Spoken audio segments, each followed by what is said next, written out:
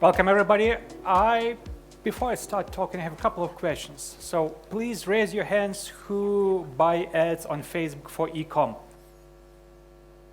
Okay, good. Now please raise your hands who understand how Facebook operates after April 26, when iOS 14 updates went into action. Okay, one.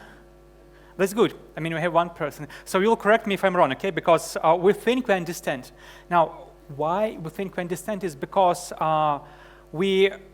since that time, we probably helped 200 customers just to understand what's going on with their data. Because we as a company do ad tracking attribution.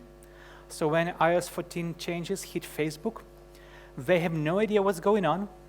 We had no idea what's going on. And we are sitting together, talking, analyzing data logs, just trying to make ends meet in all those different data sets in Facebook and in their like Shopify bottom line numbers. So what I will do today,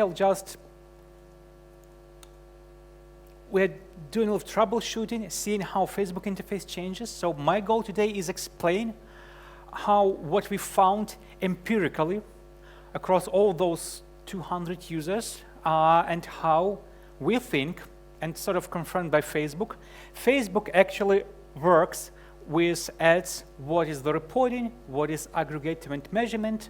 Where can you find your data? And can you trust, and how you can trust the data that you see in Facebook? I'll try to keep it short and sweet. We'll have time for Q&A, so if you have any questions, write them down, remember, and then we'll have as much time as will be allowed to answer all your questions. So we have two things here, and it's not really visible, but that's how it was before April 26, and if I would do it on Facebook, this ad would be banned because it's before and after. For us, we can still do it.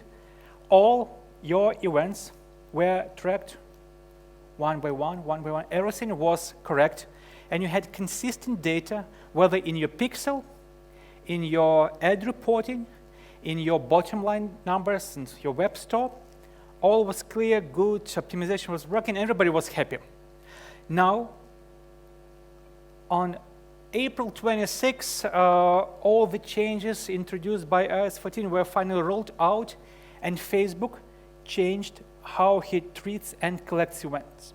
So there were something that remained the same. You could know all actions of your customers, and for some of your customers or users, Facebook started to tell something about like aggregate event measurement, some mystic stuff, but what it actually means that if somebody went through the whole funnel and made a purchase, Facebook would record only the last event, only the purchase, not all the previous ones as before.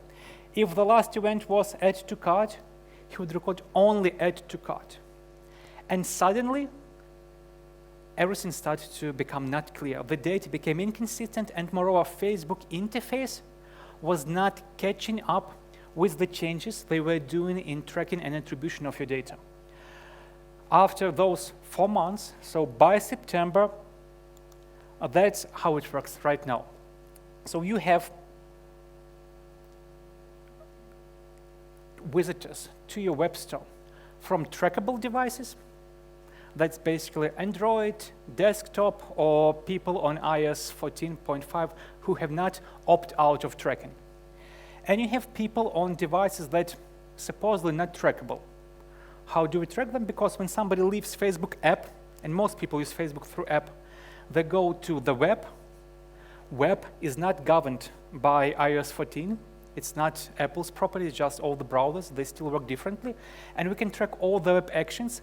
Facebook cannot, because they happened within Facebook app, which is governed by iOS 14 requirements. And the events that you used to have, they're still here as events in your pixel, and you can see them. But now it's just some of the events that are coming from trackable devices. All the other conversion data, it is not lost, but it's now in the different tab. It's in aggregated event measurement. It's still there. And the best part about what's going on is that unlike, and we'll go back to the myths this data is not lost. The fact that you don't see it in your pixel, or the fact that you don't see it in the reports, we'll get back to reports a little bit later, doesn't mean that Facebook is not using this data for aggregated event measurement.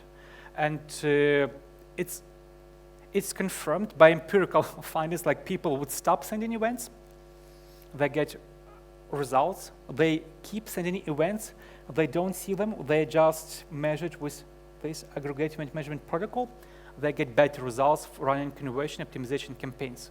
So whomever tells you, at least in our case, across 200 customers, we know that both events and data from aggregate event measurement are applied towards conversion optimization, and it works.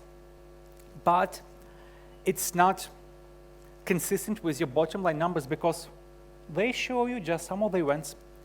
And what happens next is that there is also a reporting part where your ads reporting are coming from. And not only you probably don't see breakdowns, in ads reports you see like 15 conversions when you have 25 in your web store, or you have 3 and Facebook shows you 7. And that's happening on a daily basis, not only because you have multiple pixels feeding the data, it's because Facebook now is not reporting data deterministically. Instead, Facebook applies data modeling, thinks that if everything happens according to plan, that's how many conversions you would have, because they are not allowed to track this part. And what data modeling means is that if you have few conversions, like not in hundreds, if a lot of those conversions are coming from not trackable devices, there is not sufficient data to build accurate model. And so results in Ads Manager will be all over the place, hit or miss, more or less, just doesn't matter. If you have a lot of conversions and the share of conversions coming from non-trackable devices like iOS 14.5 is small enough compared to the whole number of conversions, then your ad reports would be pretty much accurate. Maybe not 100%, but very, very accurate, because Facebook will have sufficient data for data modeling. And that's it. Now, what also happens is that you deal with 3 sets of data compared to what it was before.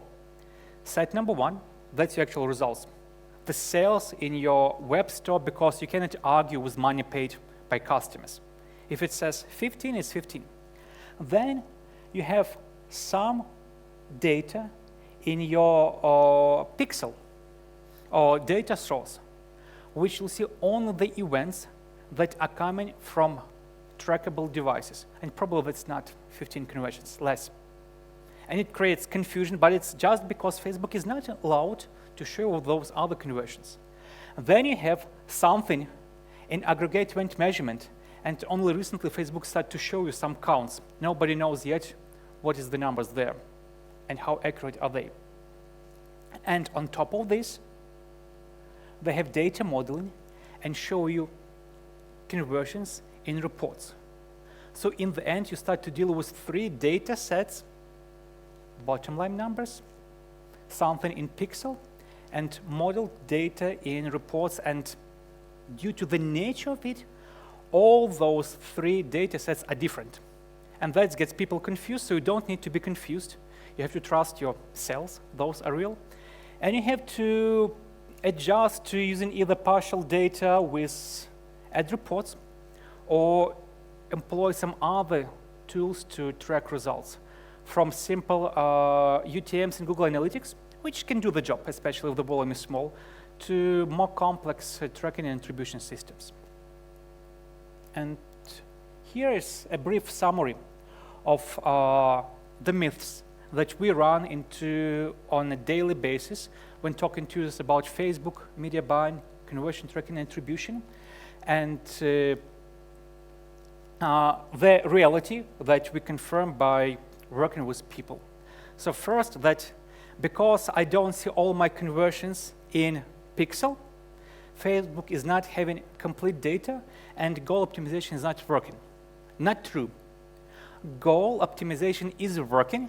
It's just not as good and accurate as it was before.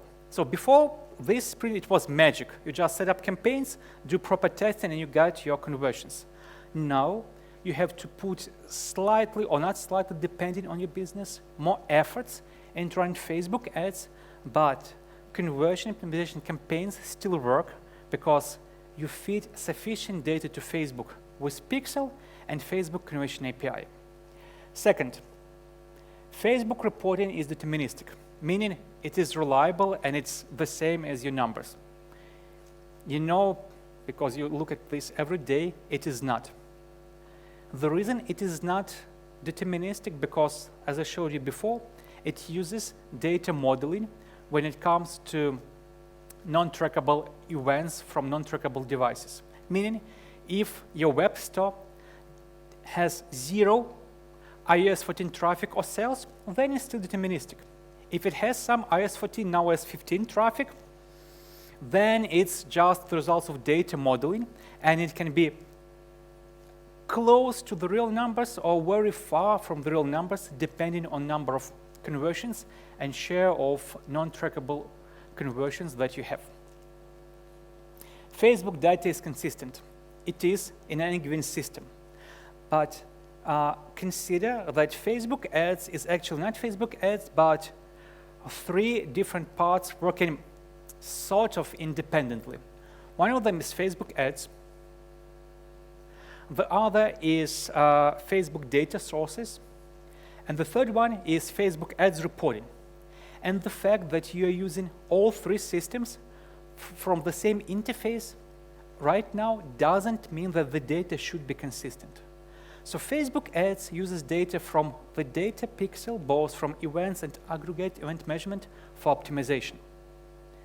Facebook pixel data source shows you 2 different sets of data from trackable devices and non-trackable devices. And Facebook ads reports show you results of your campaigns based on modeled data that it gets from your data sources. So nowadays, maybe it will change in the future, I don't know, but nowadays, Facebook should be treated like 3 systems working independently with their own data and not being consistent. So when you see something in ad reports, another number in data source, and the third number in actual sales, it's not a bug. It's now the feature and the reality of working with Facebook, and to the same extent with Google, especially if you run ads on YouTube. I know that a lot of media buyers, especially in e-com, used to run Facebook as a sole source of paid traffic and as a source of truth about campaign ads and website performance. Sadly, it's no longer so because Facebook switched to the model data. So you cannot rely on the data it shows to you to make business decisions. Well, you can to an extent, but rule of thumb, you now have to find a different way to verify and identify the data, even across your ad sets or ads. Because since it's model data, Facebook can report one ad set, while your conversion can actually come from the different ad set, especially if they run to the same audience and could have been shown to the same people, maybe the same person clicked different ad more than one time. So that's it. There is no mystery, and important statement is besides all that stuff, if you use more than one channel, for example, you have Facebook and Google and Bing, each of the 3 would act as self-attribution network, meaning you have the pixels still on the website. They see all your conversions, they track to an extent all their visitors, and they would try to attribute as many conversions to themselves as possible because that's your money. Facebook shows you more conversions, you give more money to Facebook, same for Google, same for Bing. And in the end, with all the systems, this one at least, being self-attribution networks, and all the systems are no longer having accurate data because of app traffic from Facebook, for example, or Google traffic from YouTube, which is also managed by, or influenced by iOS 14, you cannot rely on them as any of them as a source of truth. And like I said, just regular, simple Google Analytics running in parallel using consistent set of UTMs across all channels will give you a good understanding of what's going on, compared to relying on data from Google, Facebook, or Bing, and from their reporting channels.